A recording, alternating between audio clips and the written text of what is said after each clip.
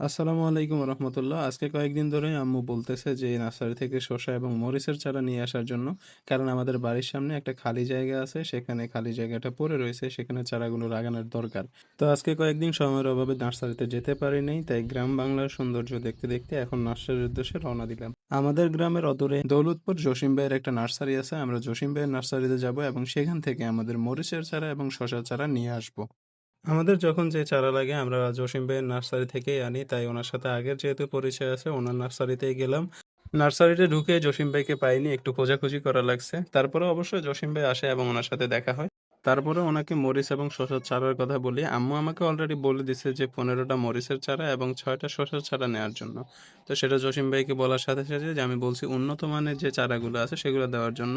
তো জসিম ভাই খুব ভালো লোক, তো উনি আমার কথা মতো আমাকে ওনার নার্সারিতে থাকা সবচাইতে উন্নত প্রজাতির যে গাছগুলো আছে সেগুলোর সন্ধান দেন। আমি ভাইকে বললাম আপনার নার্সারির সবচাইতে ভালো চারা যেগুলো আছে সেগুলো অবশ্যই আমাকে দিবেন। শসার চারা নেওয়ার পরে আমরা দেশি মরিচের চারাগুলো নেওয়ার জন্য আমরা বাইরে যেখানে মরিচের চারাগুলো আছে সেখানে যাই এবং আমি নিজে দেখে দেখে আমার কাছে যেগুলো পছন্দ হয় আমি সেগুলো নিয়ে নেই। চারাগুলো নেওয়ার পরে ভাইয়ের সাথে লেনদেনটা ক্লিয়ার করে ফেলি, আর ভাইয়ের ব্যবহারটা অনেক ভালো। আপনারা যারা আশেপাশে আছেন, আপনাদের যদি চারা গাছের প্রয়োজন হয় তাহলে এক ফাঁকে এসে ভাইয়ের নার্সারি থেকে ঘুরে যেতে পারেন। তো নার্সারি থেকে চারা কেনার পরে একটা রিক্সা আনি এবং রিক্সার মধ্যে আমাদের চারা সবগুলো উঠিয়ে নিই এবং সেগুলো নিয়ে বাড়িতে চলে আসি। বাড়িতে আসার পর আমাদের যে জায়গাতে চারাগুলো লাগানোর কথা ছিল সেই জায়গাটা আমি আর আমার খালু মিলে খুব ভালো করে পরিষ্কার করে নিই। জায়গাটার মধ্যে কুমড়ো, লাইগাছই সহ আরো অনেকগুলো গাছ ছিল। তো আমরা সেগুলো পরিষ্কার করি এবং পরিষ্কার করার পরে আমরা আমাদের মরিচের চারাগুলো লাগাতে শুরু করি। এরও কিছুদিন আগে আমরা এই জায়গাটাকে ভালো করে উষ্ণায়ন করে নিছি। এটার মধ্যে আমরা গোবর সার মিক্সার করে খুব ভালো করে মাটিগুলোকে উষ্ণায়ন করছি, যার কারণে মাটিগুলোর মধ্যে খুব ভালো পরিমাণে শক্তি রয়েছে।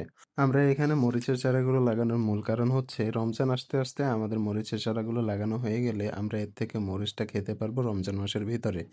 মূল সমস্যা হচ্ছে রমজান মাস আসলেই বিভিন্ন ধরনের অসাধু ব্যবসায়ীরা বাজার সিন্ডিকেটের মাধ্যমে মরিচ, ধনিয়া পাতা, টমেটো সহ এই সমস্ত শাকসবজির অনেক বেশি দাম তখন বেড়ে যায়।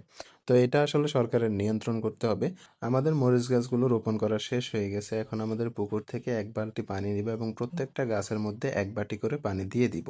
আর আমরা আমাদের মরিচের চারাগুলো বিকাল বেলায় বপন করছি, কারণ এই সময় মাটির ত্বস ভালো থাকে।